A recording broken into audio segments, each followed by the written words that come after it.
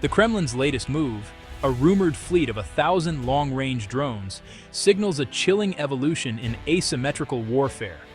These aren't the crude drones of early Ukraine. They're advanced, capable of striking deep into Europe.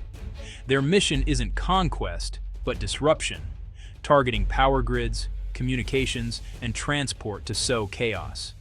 This is modern warfare, low-cost, deniable, and destabilizing. Putin knows a direct fight with NATO is unwinnable, but a campaign of persistent, ambiguous attacks blurs the line between sabotage and war. The ambiguity is the weapon, designed to fracture Western unity and paralyze decision-making. Drones exploit Europe's openness. Launch sites can be hidden, making preemptive action risky. Their small size and low flight profile challenge even advanced air defenses. Putin is betting Europe isn't ready for a swarm of 1,000 intelligent threats. The real goal is psychological, to shatter Europe's sense of security and force political concessions. By demonstrating the ability to strike at will, Moscow sends a message: your prosperity is fragile, your security uncertain. The pressure is meant to force Europe's hand on Ukraine, NATO, and sanctions. This is a high-stakes play to redraw Europe's security map. Putin doesn't want to occupy capitals. He wants to hold them hostage, making fear his most powerful weapon. The drone gambit is a masterclass in 21st century coercion. The mere rumor of a 1,000 drone threat has sent shockwaves through the EU. Brussels is abuzz, exposing the EU's lack of a unified defense policy. 27 foreign policies make a coherent response nearly impossible, exactly what Moscow wants. Populists seize the moment, blaming Brussels and NATO, fueling division and undermining unity. The economic impact is immediate. Uncertainty drives up costs, chills investment, and threatens vital industries. Governments face a painful choice: spend on defense or public services. The crisis also tests the EU-NATO relationship. The old model of outsourcing security to the US is no longer enough. The drone threat demands domestic resilience and blurs the line between policing and military defense.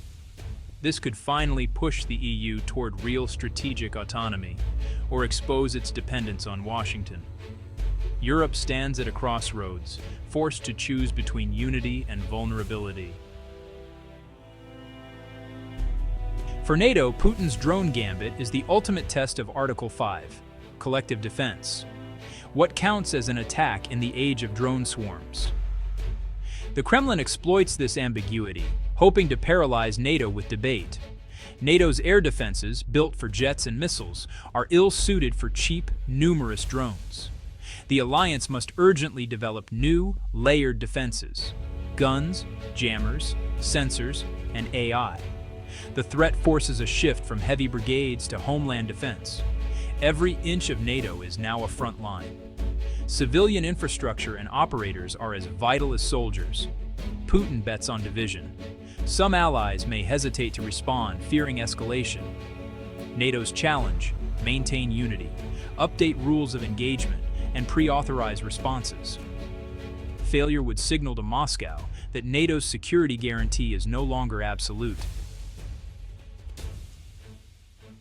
Europe's response is fractured. Poland acts decisively, boosting defense and demanding more NATO troops, seeing itself as the front line. Germany hesitates, torn between economic fears and reluctance for confrontation. France, under Macron, pushes for European strategic autonomy, seeking to lead joint defense projects. These divergent approaches create dangerous fissures. Poland trusts NATO.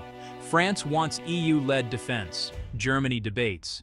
Moscow exploits these divisions, tailoring pressure to each capital's anxieties. The lack of a unified strategy is Europe's greatest vulnerability. The Kremlin wins before a single drone is launched. In Washington, concern mixes with calculation. The US pledges support, but domestic politics and strategic priorities complicate its stance. America first, sentiment questions foreign commitments. Voters are weary of entanglements. The Pentagon's focus is shifting to China, making a major European crisis a resource dilemma. A Russian drone campaign could be a ploy to distract the US from Asia. The American response, robust or hesitant, will decide Europe's fate.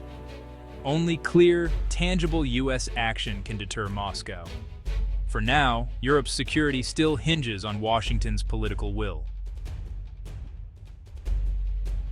The true power of Putin's drone threat is psychological. It aims to erode the sense of safety for 450 million Europeans, turning daily life into a source of anxiety. This cognitive warfare undermines trust in governments and institutions, making societies vulnerable to disinformation and populism. The constant threat can push publics to demand peace at any price, playing into Moscow's hands. Economic fallout follows. Fear stifles investment, tourism, and productivity. The impact is uneven. Frontline states feel abandoned, deepening divisions. Moscow exploits these rifts, fostering resentment and weakening solidarity. The result, a Europe divided, fearful, and less able to resist Russian pressure. The psychological war is as damaging as any physical attack. Europe must act. Paralysis is not an option. The priority, build a multi-layered counter-drone shield, integrating guns, jammers, AI, and sensors. Critical infrastructure must be hardened, with rapid repair and crisis response plans in place. Intelligence sharing and breaking down silos between military, police, and civilians are essential. Resilience is key. Some drones will get through, so societies must be prepared to recover quickly. Public education campaigns can reduce panic and strengthen resolve. No single nation can do this alone. Joint procurement and R&D are vital. This is a defining mission for the EU. Real strategic autonomy starts here. Leaders must make the case for higher defense spending as the price of peace. Europe's freedom depends on its ability to adapt and defend. The drone threat is a wake-up call. Europe faces a new era of vulnerability. The first step is unity. Any division will be exploited by Moscow. Leaders must forge a common strategy, putting collective security above national preferences. Deterrence must shift from punishment to denial.